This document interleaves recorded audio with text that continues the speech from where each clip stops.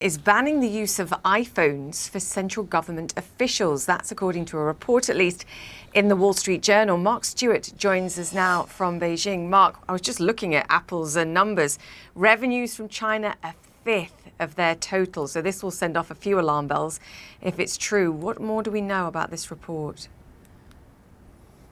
Indeed, Julia. In fact, as you know, Tim Cook was just here in Beijing in March of this year, I believe, in a very high-profile visit. So this is certainly a big brand that is going to get a lot of attention.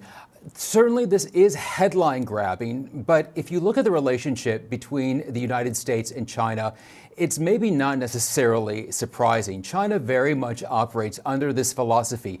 If you do something to harm us or to penalize us, we'll do something to hurt you back. And this may fall in this narrative, as we have seen restrictions back and forth over the last few months in this very complicated relationship. Now, we have reached out to China's Ministry of Foreign Affairs to get their take on this. At this point, no response. But according to a source who talked to CNN, an unnamed source, because of the sensitivity of all of this, this is something that the government has quietly been doing, suggesting that Apple iPhone products not be used for government business. And now we have this more formal policy. But again, this is something that we have seen back and forth. In fact, several months ago, Chinese ministers banned Tesla. Some Chinese ministers banned Tesla products, cars, on the premises of different locations over security concerns.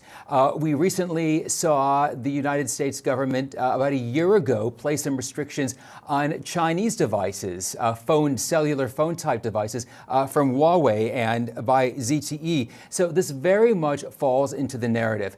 How Apple will respond, what this will do to their market share, and what this will mean for Chinese consumers. This is a very competitive mobile phone market. Julia, we're just going to have to see, but I think this is fair to say it's very much in this back and forth relationship between the United States and China, especially when it comes to penalties and restrictions. Yes, couldn't agree more, but restricting them for government figures is very different, I think, from consumers.